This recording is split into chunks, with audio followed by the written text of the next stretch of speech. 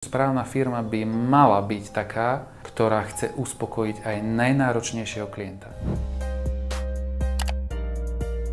Ako si môžem overiť firmu Konfer? Tak, okrem všetkých úradov od sociálky, zdravotky a podobne, kde nemá firma nikdy žiadne nedoplatky, sa dá firma Konfer overiť aj v nejakých registroch, finančných registroch, obchodných registroch, ako funguje, či je nejakým dlžníkom alebo nie je dlžníkom. Tam je základ toho, že či zákazník, ktorý zaplatí nejakú zálohu, má vysokú pravdepodobnosť toho, že dostane tovar. Ak sa pozriem na firmu Konfer a v registroch vidím, že nemá nedoplatky základné, napríklad na mzdách zamestnancoch a odvodoch, tak už je tu nejaký ten pravdepodobnosť toho, že je to slušná firma, ktorá si plní záväzky. Ďalej by som si pozrel recenzie klientov. Pozrel by som si ich na web stránke, ale na web stránke nie vždy je zaručené, že sú to recenzie, ktoré sú pravdivé alebo sú od reálnych zákazníkov. Vyhľadal by som recenzie najmä v Google od rôznych ľudí.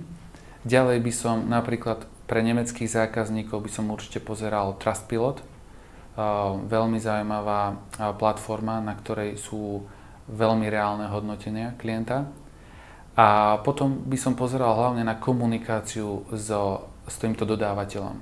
Ak sa mi dodávateľ ozve do niekoľko hodín, ako mu pošlem e-mail, viem, že má dostatok zamestnancov pripravených k tomu, aby odpovedali, aby riešili moje potreby.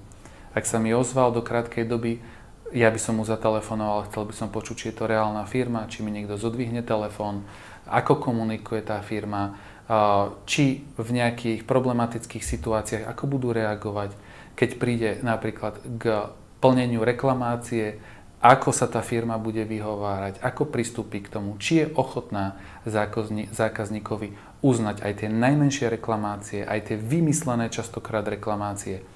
Ja si myslím, že správna firma by mala byť taká, ktorá chce uspokojiť aj najnáročnejšieho klienta.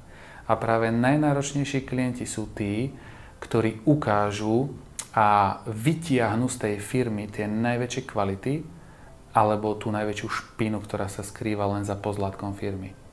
Čiže na tej web stránke častokrát zákazník nezistí, aká je to firma, ale keby prešiel danými časťami overenia firmy, tak postupne sa mu zapadá mozaika a vytvorí mu to ten pohľad, že je to dôveryhodná firma.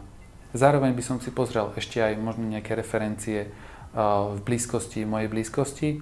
Ak by bola potreba, popýtal by som si kontakt na nejakého iného klienta, spojil by som sa s ním, porozprával by som sa s ním, ktorý je v mojej blízkosti, že či môžem prísť pozrieť tie stoličky, ako je spokojný, a overil by som si danú firmu.